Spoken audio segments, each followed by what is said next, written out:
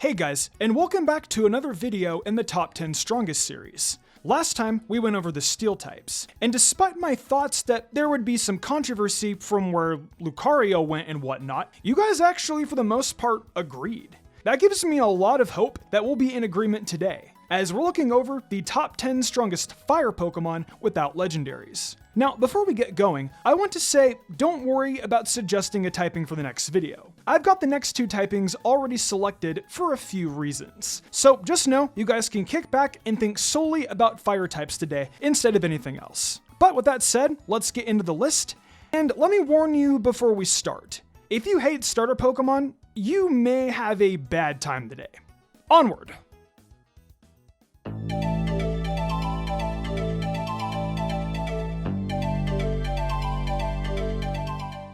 The top 10 will start off with Alolan Marowak, a fire type that is often either really good or borderline useless. So Marowak is a big time player on Trick Room teams. When you run it with Thick Club and its Rock Hit ability, then you're in for a good time. I mean, just imagine what some of the great Pokemon that know Flare Blitz would be able to accomplish if they didn't have to deal with recoil damage. Also, if you weren't aware, the Thick Club doubles Marowak's attack. And at base 80, that means it could potentially shoot up to an attack stat that is nearly at 600, which is pretty damn cool. Its defense is base 110 as well, so Marowak is definitely not just some glass cannon pushover. The main problem for Marowak though is if it ends up being outsped by a special attack or losing the Thick Club, you'll lose access to Poltergeist as a move too, which takes away the other best stab option Marowak has. Though, if everything just goes right, there's Swords Dance, which you can take advantage of to become an even more powerful wall breaker, and not to mention you also got coverage with Earthquake and Low Kick. There's just too many things that can go wrong for Marowak. So the number 10 spot is in its limit. But if we're opening with this thing, then you know this list is going to be good.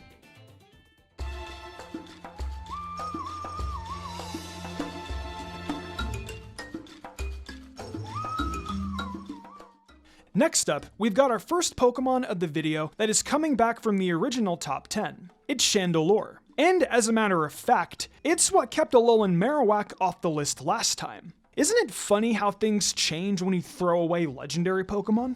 Anywho, Chandelure is a really strong Pokemon with base 145 special attack. That's without a doubt one of the highest of this list, if not the highest. And it's a big part of why it had a guarantee to return on this redone list. Its big issue though is that its other stats don't really follow up on that great special attack as much as you'd like. Its Infiltrator ability though? Now that's pretty freaking good. It helps Chandelure hit Pokemon that are hiding behind a substitute, and also has its moves unaffected by screens, like Reflect. An ability like Infiltrator really does put Chandelure ahead of many other fire types, as it will allow to really bring the hurt no matter what a Pokemon does, as long as it isn't using Protect. That's really nice, but again, Chandelure is held back a little by those other stats. The 80 base speed just isn't good enough to play on a Trick Room team or as a good enough Scarfer, and the defenses it has just aren't enough to let it take hits, so keeping it on the field can be questionable. However, at the end of the day, a choice spec, boosted Flamethrower or Shadow Ball is enough to pretty much one-hit almost anything that doesn't resist. It's not perfect, but it's damn strong out in battle if it gets the chance to get going.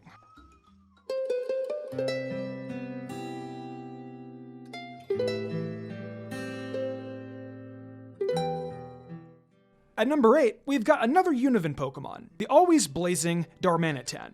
So right off the bat, I will openly admit that it is a one-trick pony. You just run a Choice Band or Scarf on it, take advantage of sheer force, and away you go. Just use Flare Blitz or Rock Slide or something, and you're gonna cause the opposing Pokemon a pretty bad time. I mean, how could you not find a way to make a Pokemon with 140 attack and 95 speed work? It even has a decent ability to pivot in and out with U-turn if that ends up being the best way to have a battle go. Darmanatan can just destroy teams, but that's almost like a facade, really. Its defenses are atrocious, and there are checks for it out in battle, as once you start to climb up in tiers, you find more and more Pokemon that can handle it. Being locked in to just Flare Blitz too? I mean, what are you gonna expect to see happen? It'll be impossible to sweep a team, even if everything goes right, as the HP loss from recoil will take its toll fast. That's why Darmanitan is only at number 8. While it is just so absolutely powerful, its time on the battlefield is often very short. Also, before I move on, I want to give a quick shout out to the Galarian Zen mode Darmanitan. I'm not really taking that form into the equation here, but it's also very strong.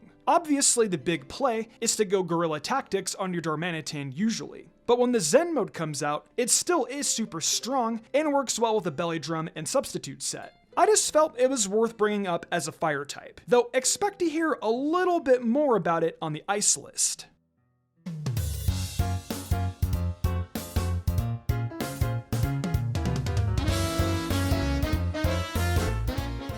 Let's take a quick break from Unova and get into Kanto for a second, as Arcanine barks onto the list ahead of a couple of Pokemon that were on the last one. I suppose after some more time to look over things with Arcanine, and of course taking BDSP into the equation, that I've determined that this dog got some more respect put on its name. It's got access to some pretty viable recovery, which is the first Pokemon on this list to be able to say that. Morning Sun might work out better when the sun is out, but even when not, it's still at least half of its HP being restored. The Intimidate ability is also one of the best in the franchise, so we've got to give some bonus points for that. As an attacker, Arcanine is 110 attack and 100 special attack alongside 95 speed. So alongside a choice band or something like that, you can assume it'll be doing some pretty good damage. Though it's almost like a good but average Pokemon. It's got the ability to hurt physical attackers, and it can recover, which is important. And it can even teleport. Like, why in God's name can it use teleport? It makes no sense, but it's all the better being able to. At the end of the day though, it's got some great potential in being a utility-based attacker, which puts it ahead of our first few Pokemon. It's only coming in at number 7, but on such a big time list today, that's worth being proud of.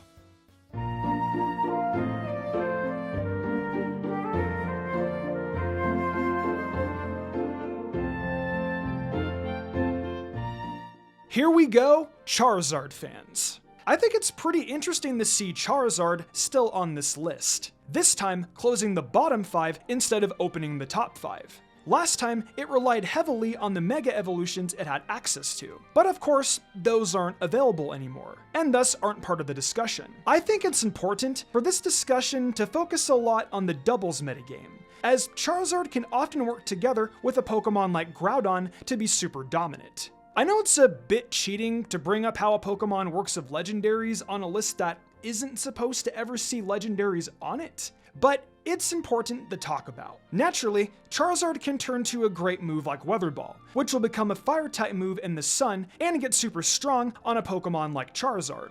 You can incorporate moves like Solar Beam, which naturally play well in the sun, and even helps cover some of Charizard's big weaknesses. And then there's Flamethrower. That's if you feel like you need the turn to a traditional fire-type move that doesn't require the sun to be out to really be worth anything.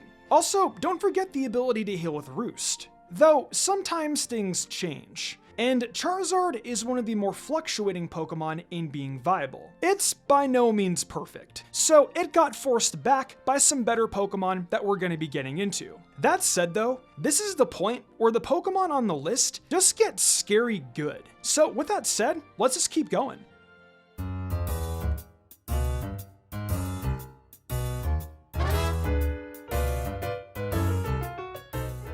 Remember when I mentioned in the intro that if you weren't a big fan of starter Pokemon, you might not enjoy this list very much?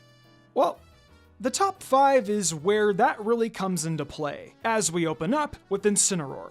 Once again, I feel it right to mention doubles a bit, as Incineroar quite possibly is the best Pokemon in all of doubles. All it needed was the Intimidate ability, and it suddenly became top tier. Like, seriously, If you stick this on anyone's team in the VGC format, there's gonna be a place for it, even if the rain is coming down. It succeeds in using moves like Fake Out and Parting Shot as its main reason for being in battle. That's crazy to see out of a starter Pokemon like this. And whether you're using Flare Blitz to do massive damage, or having it taunt, you're bound to screw up an opposing team one way or another. Go ahead and pivot out with U-Turn, or perhaps just go Swords Dance and just scorch the earth. There are a ton of great things Incineroar can do with its decent bulk and strong attack stat, with the only thing counting as a strike against it being that speed. You guys don't need me to sell this cat any further. It's super good, and the next 4 Pokemon are somehow even better.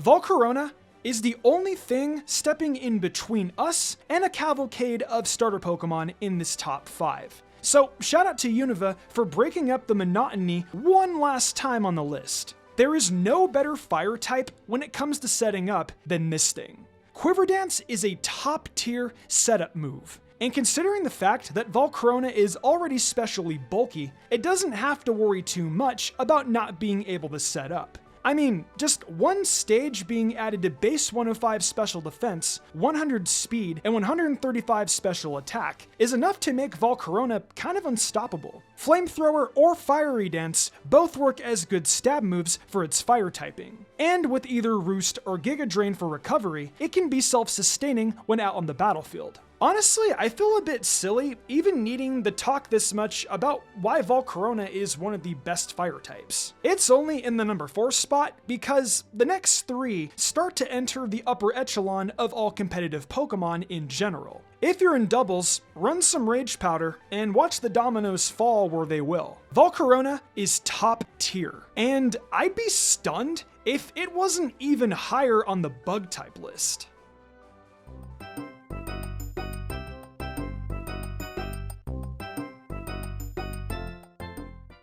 Now we come to the 3rd place spot of the day, Sinnoh's flame Pokemon, Infernape. It is one of my favorites in the entirety of the Sinnoh region, and as you can see, one of the top fire Pokemon in the meta. My boy here is a jack of all trades, serving as a speedy attacker on either side of the coin, and it's even capable of playing into its 74 base defense sometimes. When you play competitively in BDSP, you can turn to Infernape as a great lead, setting up Stealth Rocks or even Nasty Plot to drive its special attack even higher. It has priority in Mach Punch, which of course plays nicely with Iron Fist, and it can get in and out of battle with ease using U-Turn. For stab, you can run Flamethrower, Fire Blast, or Overheat depending on what you're going for, and then throw in Close Combat for good measure on a mixed set. Infernape is just so flexible in how you wish to use it, and easily could have been the best fire type if not for these next 2. Like, any of these top 4 could be the best Pokemon of many other typings. But fire is just too stacked.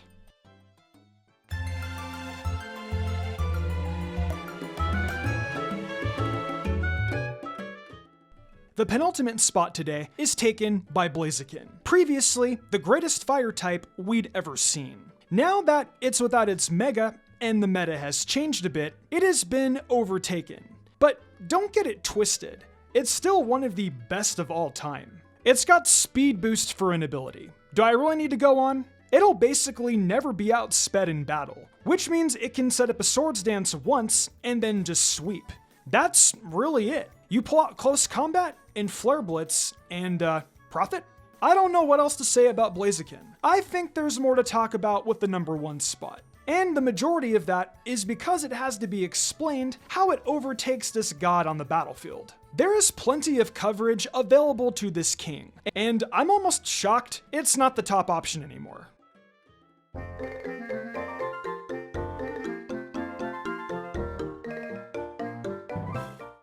Though, you know what the top option is already, don't you? It's Cinderace, with its incredible Libero ability. If you Gigantamax it in a doubles battle, you've got a Master of Battle. And if you stick at just singles action, you're going to make every move you ever go for stab. There are few Pokemon anywhere that aren't legendary that can accomplish what Cinderace is capable of. It has base 119 speed and 116 attack. Two of the best stats any starter Pokemon has ever had. Go out there with Pyro Ball, provide coverage with Iron Head and High Jump Kick, and even turn to Bulk Up if you want to become unstoppable. It's difficult for anyone to play for Cinderace, and that's why it's sitting in Ubers right now. It's the new king of the flames, and boy, is it deserving. So that's going to wrap up this list. And if you made it this far, that means you don't hate starter Pokemon as much as I was worried you guys would. As I've mentioned before, I've got the next 2 videos in the series planned. But even then, I want to hear from you guys what you think about this major shift in the world of fire types. Blaziken has been overtaken by Cinderace. How does that make you feel? I'd love to know.